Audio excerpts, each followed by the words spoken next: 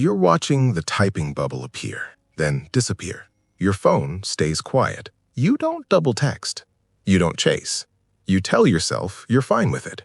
You've learned how to sit with silence, how to walk away without making noise, how to leave a room without slamming the door. People say you're calm, detached, unbothered. But late at night, you replay conversations you never finished. You wonder if you should have tried harder, if staying quiet was strength or just fear wearing discipline's clothes. You don't beg, you don't convince, you don't explain yourself twice.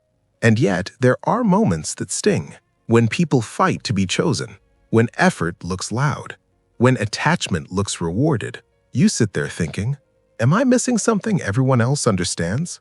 You scroll past relationships built on chasing, friendships held together by constant effort, attention earned through performance. You don't want that, but sometimes you wonder if your way costs you more than you admit.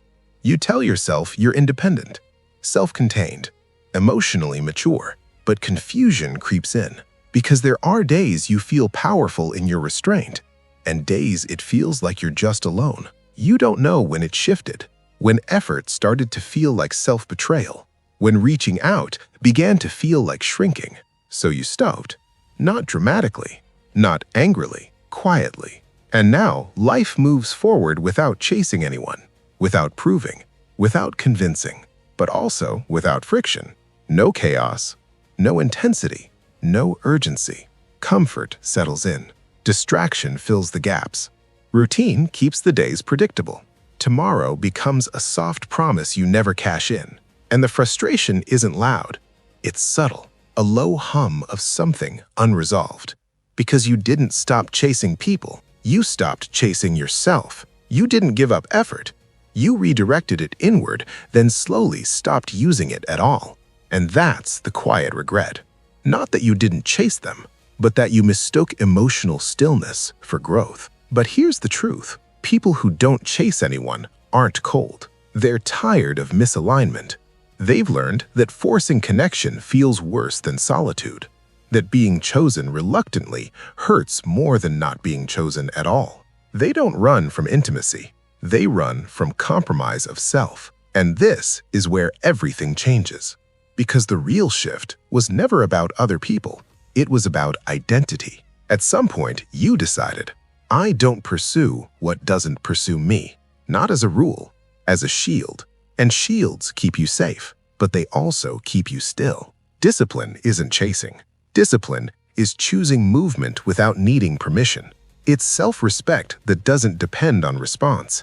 Control that doesn't need validation. Freedom that doesn't require applause. You don't chase because you refuse to abandon yourself, but discipline asks a harder question. Are you still choosing growth or just avoiding discomfort with elegance?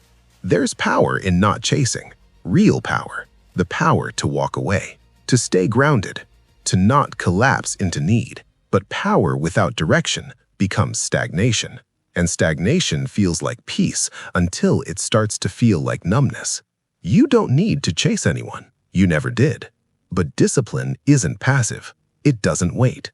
It doesn't hide behind pride. It moves. Not toward people, toward alignment, toward effort that isn't desperate, toward standards that don't need negotiation.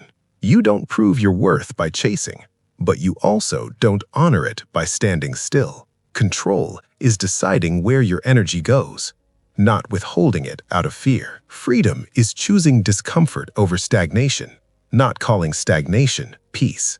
So now you're here, still not chasing, still not begging, still not convincing. But something inside you knows this isn't the end of the story. Because the question was never, why don't you chase anyone? The real question is quieter, more uncomfortable. Are you refusing to chase, or are you refusing to move? And when the next moment asks you to step forward without guarantees, without reassurance, without a safety net, will you stay still and call it strength, or will you choose discipline and move anyway?